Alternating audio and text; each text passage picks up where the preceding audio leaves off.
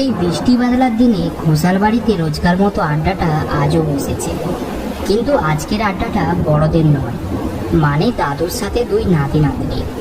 ওরা মামার বাড়িতে ঘুরতে এসেছে গরমের ছুটিতে। মামা বাড়িতে বিশেষ লোক বলতে দাদু আর মামি। মামা চাকরির জন্য বাইরে থাকেন। সকাল থেকেই ঝিরিঝিরি করে বৃষ্টি হয়ে চলেছে। মামি আর মা বাড়ির ভেতরে রান্নাঘরে খিচুড়ি আর গরম গরম বেগুনি ভাজছে। কলকাতায় এমন সময় সন্ধে হলে নীলু মানে নীলাঞ্জনা আর সৌম্য মানে সৌম্যদীপকে পড়তে বসতে হয়। কিন্তু আজ একটু তাদের জীবনে আনন্দ নেমে এসেছে, কারণ মামা বাড়িতে এলে দাদুর কাছে নানা ধরনের গল্প শোনার সুযোগ হয় তাদের। তাই তারা দাদুর কাছে বায়না ধরেছে আজ তাদের একটা গল্প শোনাতে হবে।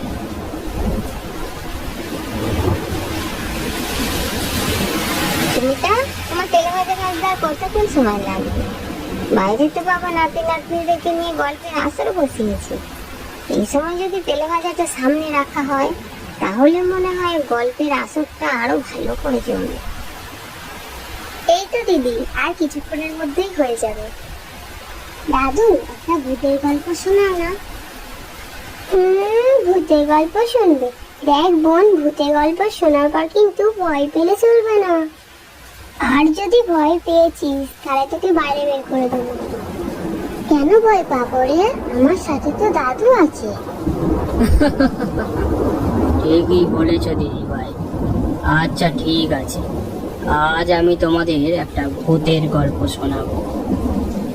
আর ঠিক এমন সময় মামি ভেতর থেকে সবার জন্য গরম গরম তেলে ভাজা আর মশলা মুড়ি নিয়ে এলো। নিন বাবা, সবাই মুড়ি খেতে খেতে গল্প করুন। আমি রাতের খাবারটা বানাতে ভেতরে গেলাম।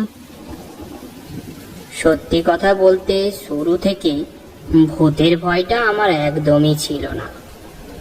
যে ঘটনাটা আমি আজ তোমাদের বলবো সেটা আমার সাথেই ঘটেছে। একবার বিশেষ কাজের জন্য আমি গিয়েছিলাম মুর্শিদাবাদে। দিনে দিনে কাজ শেষ হলেও ফিরতে রাত হয়ে যাবে, তাই ঠিক করলাম মুর্শিদাবাদে আমার একটি বন্ধুর বাড়ি আছে, ওখানেই আজ রাতটা কাটিয়ে কাল ভোরে নিজের বাড়ির উদ্দেশ্যে রওনা হব। বন্ধুকে আগেই জানিয়ে রেখেছিলাম, তাই সে আমার পথ চেয়ে তার বাড়ির সামনে দাঁড়িয়েছিল।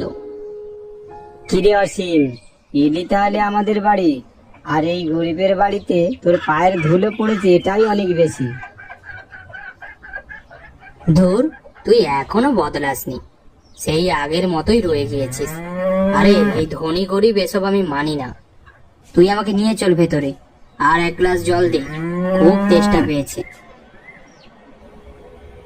এরপর আমি আমার বন্ধুর সাথে তার বাড়ির ভেতরে প্রবেশ করলাম। দুই বন্ধু খাটের উপর বসে গল্প করছি, এমন সময় বৌদি আমাদের জন্য চা নিয়ে এলো। কই গো ঠাকুরপো, এই নাও একটু চা খাও।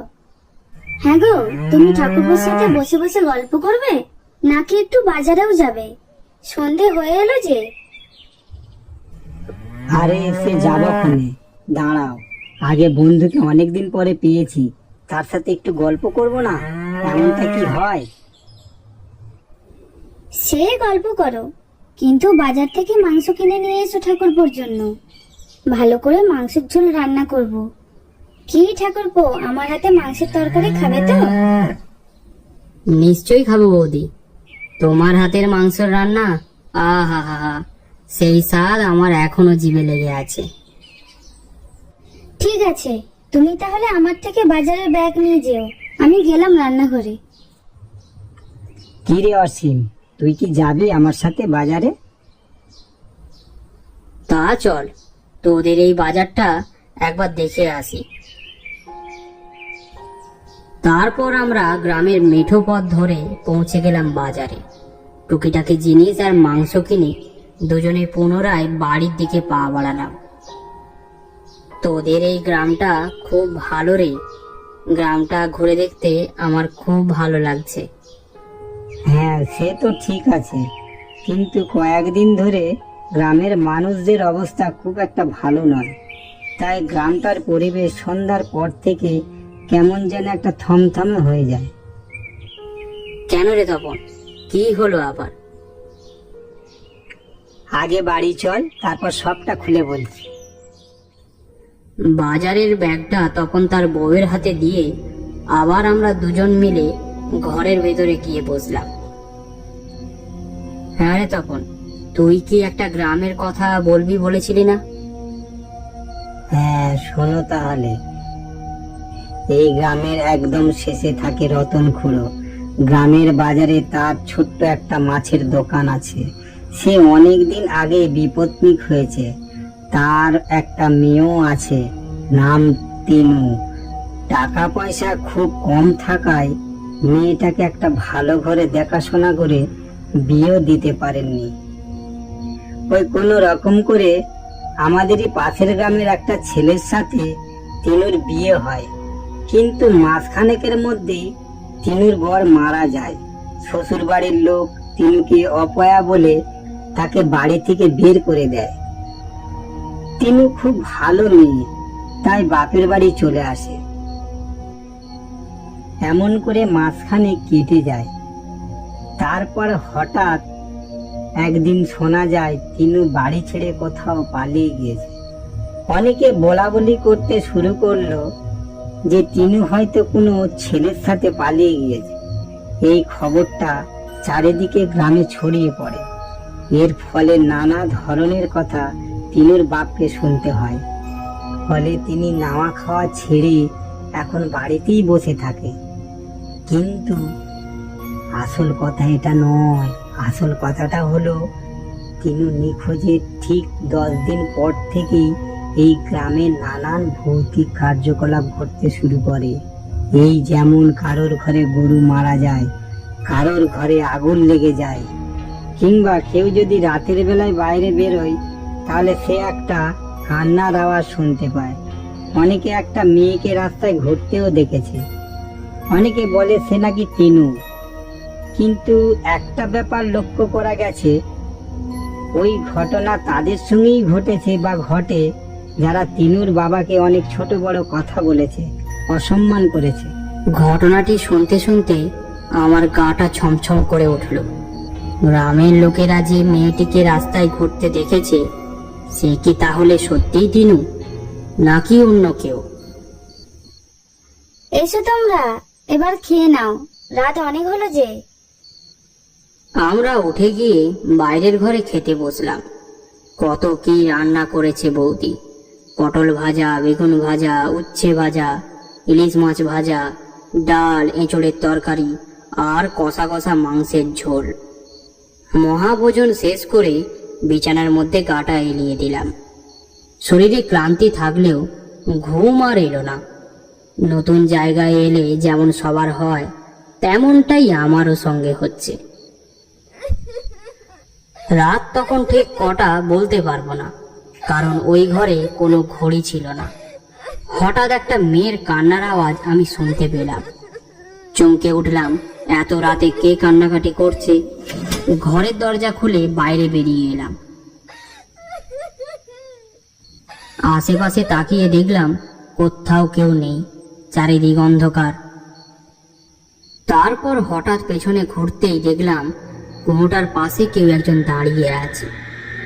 তখন আমার অত ভয় ডর নেই, রক্ত সম্পূর্ণ গরম। সামনের দিকে এগিয়ে গেলাম কে দাঁড়িয়ে আছে সেটা দেখার জন্য। ওদিকে বন্ধু আর তার বউ ঘুমোচ্ছে। সামনে এগিয়ে গিয়ে দেখলাম একটা নারী মূর্তি কুয়োর দিকে মুখ করে দাঁড়িয়ে আছে। কে তুমি? মেয়েটি চট করে আমার দিকে ঘুরে গেল। মেয়েটির মুখ দেখে আমার সারা শরীর যেন ঠান্ডা হয়ে গেল। কি ভয়ঙ্কর তার মুখ! চুলগুলো হাওয়ায় দুলছে। মুখের ভাষা হারিয়ে ফেলে সেখানে কাঠ হয়ে দাঁড়িয়ে রইলাম। আমার সামনে দাঁড়িয়ে থাকা মেয়েটি জোরে জোরে হাসতে শুরু করেছে। হাসিটা মোটেও মানুষের মতো ছিল না। তার হাসিতে যেন গোটা গ্রাম কাঁপতে শুরু করেছে। হঠাৎ আমার বন্ধু আমার পেছনে এসে দাঁড়ায়। আরে তিনু, তুই? এ কি অবস্থা তোর? আর তুই এত রাতে আমাদের বাড়ির কুয়োর সামনে কি করছিস? অসীম, এরই নাম তিনু। এরই কথা তোকে আজ সন্ধ্যায় বলেছিলাম। হ্যাঁ রে তিনু, তুই বাড়ি থেকে কোথায় চলে গিয়েছিলি? তোর বাবা তোকে কত খুঁজেছে তুই জানিস? না না, আমি কোথাও পালিয়ে যাইনি।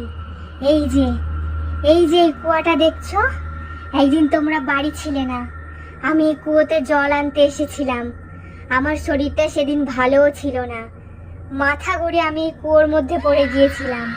কুয়োর মধ্যে পড়ে গিয়ে আমার জ্ঞান হারিয়ে গিয়েছিল, আর তারপর আর কোনোদিনই আমার জ্ঞান ফিরে আসেনি। আস্তে আস্তে আমার শরীরটা ভারী হয়ে যায়, আর আমি মারা যাই এই কুয়াতেই। দেখো ভালো করে, নিচে খুঁজে দেখো, আমার মৃতদেহ তোমরা খুঁজে পাবে। তাই সেই দিনকের পর থেকে রোজ রাতে এই সামনে এসে আমি মুক্তির জন্য কান্নাকাটি করি। কিন্তু তোমরা এই গ্রামের লোকেরা আমার নামে আমার বাবাকে তোমরা কত কথা শুনিয়েছো। সেই প্রতিশোধ নিতেই যারা এমন করেছে তাদের আমি কাউকে ছাড়িনি। তিনু, আমি তোমাকে কথা দিচ্ছি, তোমার মুক্তির ব্যবস্থা আমি করব, এবং তোমার বাবাকেও এই গ্রামের লোকের অপবাদ থেকে মুক্ত করব।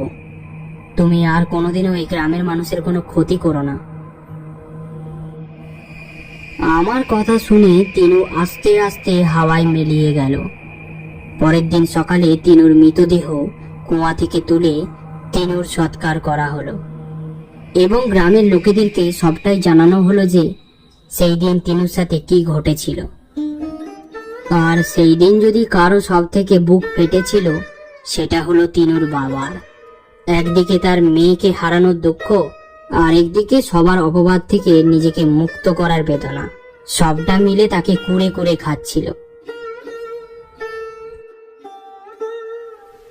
বুঝলে তাহলে তোমরা, ভালো লোকেদের সাথে ঈশ্বর সব সময় থাকে।